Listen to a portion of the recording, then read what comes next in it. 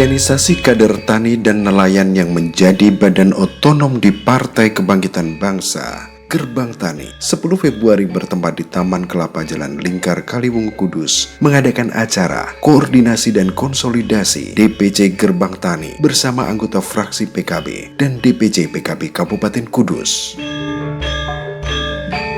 Gerbang Tani adalah akronim dari Gerakan Kebangkitan Petani dan Nelayan Indonesia.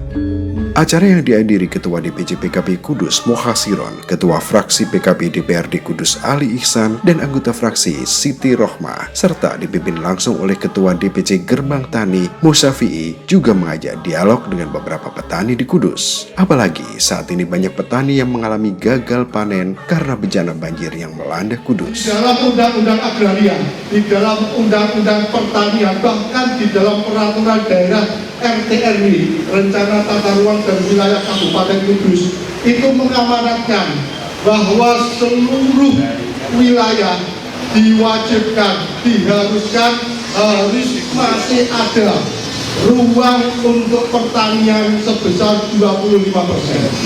Kalau Kabupaten Kudus ini ada 40.5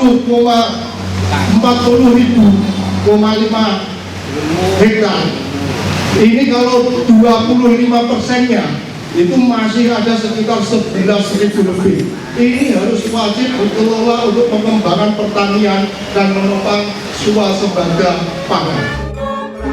Seusai acara, Musafi'i, Ketua DPC Gerbang Tani Kabupaten Kudus, menyampaikan bahwa akan terus menjalin komunikasi dengan para petani, apalagi yang hampir semuanya terdampak banjir, untuk memberikan kemudahan permodalan dengan kerjasama dengan perbankan. Hari ini tadi kita kumpulkan teman-teman petani milenial dalam sebuah wadah Gerbang Tani.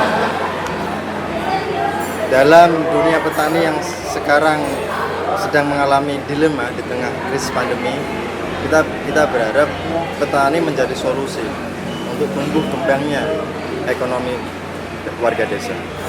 Namun memang dengan cuaca yang sangat ekstrim, teman-teman petani kita tadi dikatakan mengalami musibah, gagal panen di beberapa kecamatan di Kabupaten Kudus. Ini tentu juga menjadi kabar buruk bagi teman-teman, sehingga perlu kita advokasi, perlu kita dengarkan keluh kesahnya, sehingga akan ada solusi sehingga kejadian-kejadian ini tidak terulang kembali. Kita juga akan mendampingi mereka untuk membangun ekonomi mereka. Bisa kita bantu dengan bantuan peminjaman permodalan di perbankan-perbankan. Jadi seperti itu, kita akan bersama dengan petani kita bangkitkan ekonomi mereka. Semoga bencana ini segera pulih. Sementara Ketua DPC PKB Kudus Mohasiron sangat mengapresiasi terbentuknya Gerbang Tani di semua tingkatan, baik kabupaten maupun sampai desa, dan berharap Gerbang Tani bisa membantu permasalahan atau kendala-kendala yang dihadapi para petani. Ketua DPC PKB Kudus mengapresiasi terbentuknya Gerbang Tani Kabupaten Kudus. Ini menjadi harapan para petani, apalagi di tengah pandemi, karena sektor pertanian ini sangat bertahan dibanding dengan sektor apapun di tengah pandemi ini. DPC PKB Kudus terus memfasilitasi terbentuknya Gerbang Tani di semua tingkatan, baik di kabupaten, di kecamatan, bahkan di desa-desa. Karena musim penghujan ini perhatian Gerbang Tani kepada para petani harus lebih ditingkatkan. Bahkan persoalan-persoalan petani selama ini yang belum terselesaikan, Gerbang Tani insya Allah mampu mencari solusi yang terbaik untuk petani. Tentunya banyak lahan-lahan tidur di Kabupaten Kudus, dan ini bisa dimanfaatkan untuk petani, termasuk resi gudang yang dimiliki oleh pemerintah Kabupaten Kudus.